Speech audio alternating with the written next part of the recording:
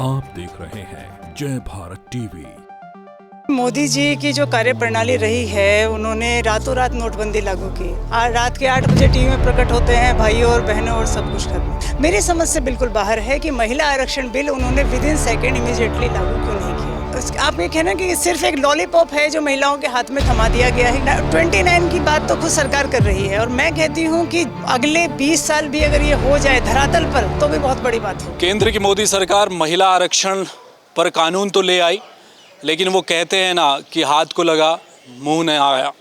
यही स्थिति हो गई। 2029 का समय लगेगा तब तक, लेकिन जो शुरुआत हुई है क्या उसे लेकर विपक्षी दलों की जो महिला नेत्रियां हैं वो क्या सोच रही हैं, आधी आबादी क्या सोच रही है, और उत्तराखंड में क्या कुछ आने वाले समय में राजनीतिक हालात आपको देखने को मिलेंगे इस कानून के लागू होने के बाद। हमारे साथ उमा सिसोदिया मौजूद हैं, आम आदमी पार्टी की वरिष्ठ नेता हैं। मैम, एक शुरुआत तो हुई है, महिला आरक्षण बिल भले ही देरी से आएगा, कुछ एक कदम तो आगे बढ़े। देखिए, मोदी जी की जो कार्यप्रणाली रही है, उन्होंने रातों रात नोटबंदी लागू की। आज रात के 8 बजे टीवी में प्रकट होते हैं भाइयों और बहनों और सब कुछ खत्म। उन्होंने कृषि बिल लागू किया, वो उन्होंने अचानक लागू किया और इमीडिएटली विद इन सेकेंड वो लागू हो गया। मेरी समझ से बिल्कुल बाहर है कि महिला आरक्षण बिल उन्होंने विद इन सेकेंड इमीडिएटली लागू क्यों नहीं किया। ये एक बड़ी, आप ये कहना कि सिर्फ एक लॉलीपॉप है जो महिलाओं के हाथ में थमा दिया गया है कि देखिए हम बात कर रहे हैं, देखिए हमने बिल पास कर दिया। 29 की बात तो खुद सरकार कर रही है और मैं कहती हूँ कि जो इस समय राजनीति पूरे देश में चल रही है, अगले 20 साल भी अगर ये हो जाए धरातल पर तो भी बहुत बड़ी बात होगी।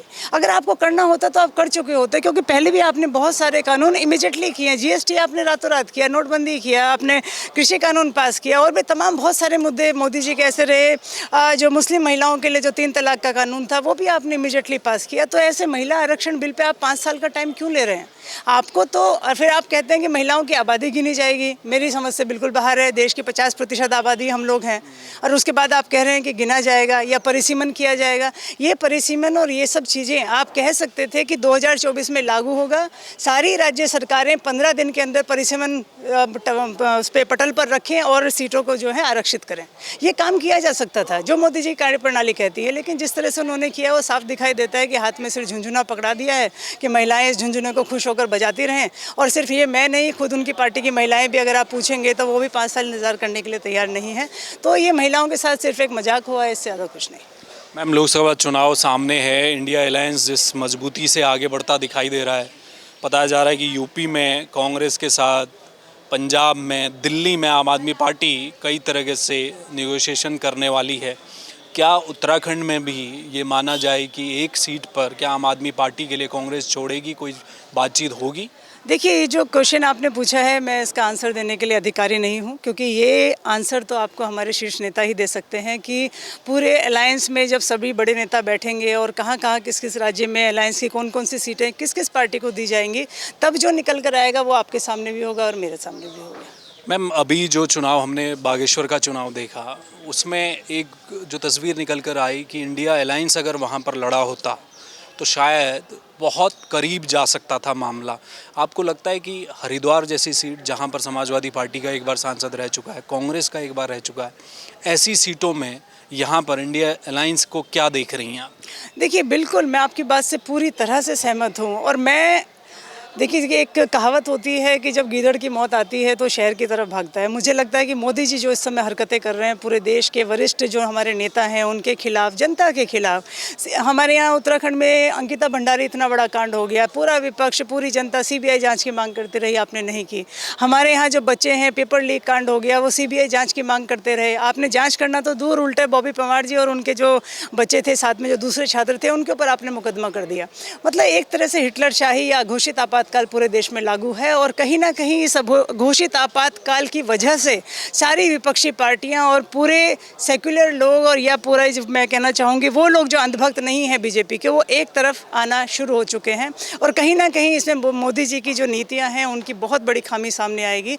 और मोदी जी को इस बात को समझना चाहिए कि वो जो कर रहे हैं वो पूरे देश के खिलाफ है। और अगर ये सारी पार्टियां एक साथ मिलकर वाकई में पूरी मजबूती के साथ, जैसा कि मैं पूरी उम्मीद करती हूं, अगर आपके खिलाफ लड़ गए, बिना डरे बिना थके, कार्यकर्ता हर पार्टी का आपके खिलाफ उतर गया, तो मोदी जी को मुझे नहीं लगता कि इस बार वो 50 का आंकड़ा भी छू पाएंगे 2024 के चुनाव में। मेरा आखिरी सवाल, सत्येंद्र जैन पहले वो जेल गए, मनीष सिसोदिया गए, अब संजय सिंह भी चले गए।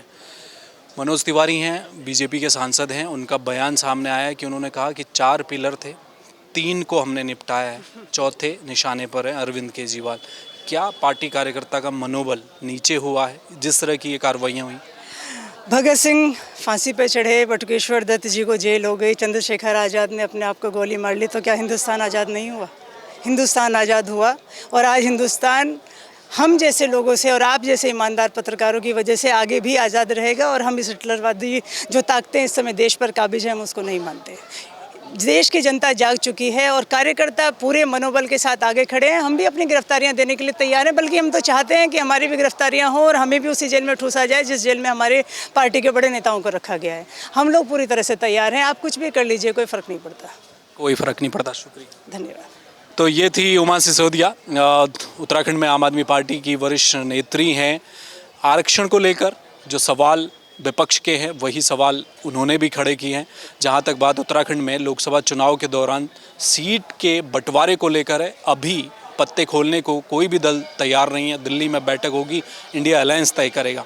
जहां तक बात है कि क्या आम आदमी पार्टी के शीर्ष नेताओं के एक के बाद एक जेल जाने से आम कार्यकर्ता आहत है, उसका मनोबल गिरा, उस पर उनका जवाब ये है कि आज़ादी में, भारत की आज़ादी के वक्त जब एक के बाद एक लोगों ने शहादतें दी तो वो आंदोलन रुका नहीं, देश आज़ाद हुआ। ये जवाब है उस कार्रवाई के ख़िलाफ़ जो दिल्ली में संजय सिंह के साथ हुई है। अब देखना ये है कि इस दौर में जब आम आदमी पार्टी उत्तराखंड में अपने पैर पसार रही थी, उस दौर में जिस तरह से बड़े शीर्ष नेता एक के बाद एक जेल की यात्राओं पर जा रहे हैं, क्या आने वाले समय में उत्तराखंड में आम आदमी पार्टी उसी ताकत से खड़ी हो पाएगी? कैमरामैन मयूर उपाध्याय के साथ हेमंत, जय भारत टीवी।